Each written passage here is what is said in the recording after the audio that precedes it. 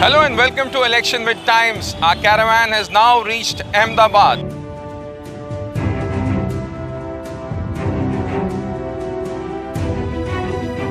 And for the first time in nearly 2 decades, the Congress seems to be giving a good fight to the BJP in its home turf of Gujarat. And one of the main reasons for that is the Patidar agitation which has fueled Congress prospects in the state. But what is it that has brought the Patidars to this situation? Because they are normally seen as being anti-Congress. They've been the bulwark of BJP for the past 2 decades. To discuss more about this, I've got with me Paul John of the Times of India. Paul, what were the reasons that the Patels drifted away from the Congress in the 70s and 80s?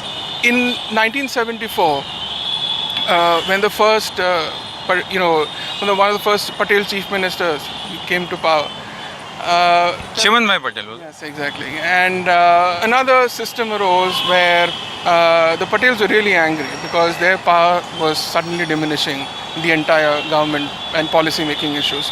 They formed an alternate, the Janata Party, basically. Babubhai Jashbhai Patel was the first chief minister, but he did not last long in 1975.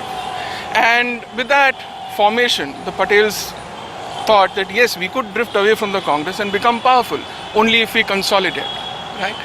At that particular point in time, Jinabai Darji and Sanat Mehta, they said, we have to evolve another strategy because then, if they become so powerful, it will hamper the party's interests as well. So they developed this KHAM theory, that is K-H-A-M, the Kshatriyas, Harijans, Adivasis, and the Muslims. So I'd like to bring in Ketki now. Ketki, since Paul has been talking about Madhav Singh Solanki, he led the Congress to 141 seats in 1980, 149 seats in 1985. What was the focus that time? How effective was this KHAM thing for them? Well, in fact, numbers really tell you the story of how that KHAM combination really worked for the Congress. Now, we have a BJP rule here for 22 years, but the Congress actually managed to do a sort of social engineering from the 70s, as Paul was mentioning. So, in the initial years in 75, they actually, got 47 MLAs among the KHAM combinations that they had given. That number further increased, almost touched 100. They had 97 MLAs from the KHAM combination in 1980. That number may have dipped a little bit to 85 in 1985. But that really told the Congress that here is a combination that works, and it's not only Patels who are the stronghold. Look at this other social engineering formula that you can put together and actually make it work in the favor of the Congress. So that's something that really worked for them in these years. In 1983, Jinabai Darji and Solanki had a little tiff. So the first move was increase the reservation from 10 to 28%. So that proved to be a political master move, master stroke. But that also led to a lot of violence because then the Patidars rose again because, it was a time when jobs were less and any government posts that came, the Patels always wanted that their men or their people should be employed there. And Paul was talking about Amar Singh Chaudhary being made the first tribal chief minister.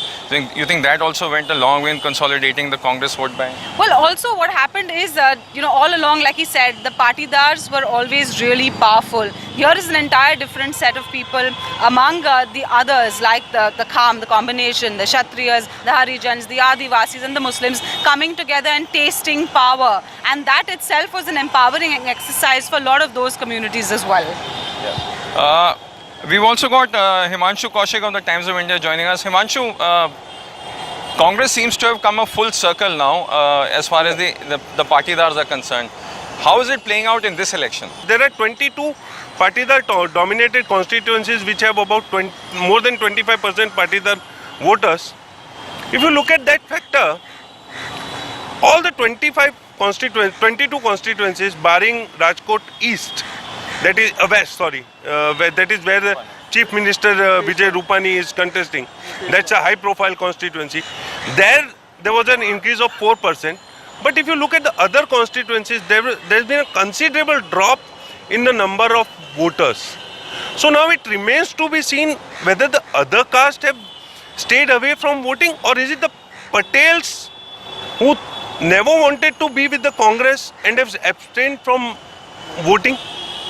I'd like to bring Paul back into the conversation. Paul, how do you see it playing out now? The only difference in 2017 was there's an open, all-out expression of protests. You see protests here, there. You have three leaders emerging from it.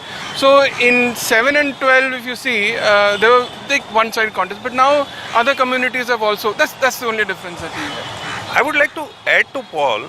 If you look at the 2012 voting, Keshubhai Patel, who was a very big Patidar leader, who had come up from Saurashtra since 1995, he was the first chief minister of BJP to come with full-fledged two-third majority in Gujarat.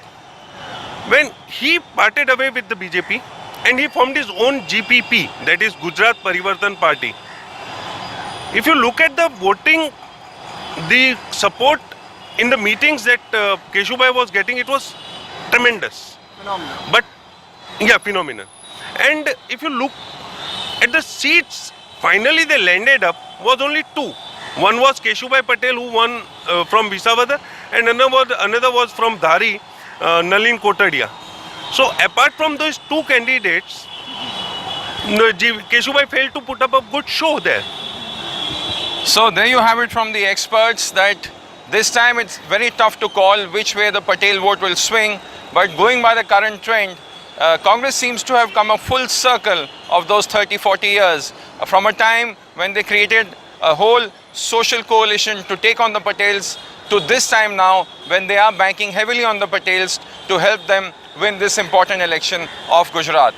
Keep watching the election with Times. We'll come to you with more updates from across the length and breadth of Gujarat.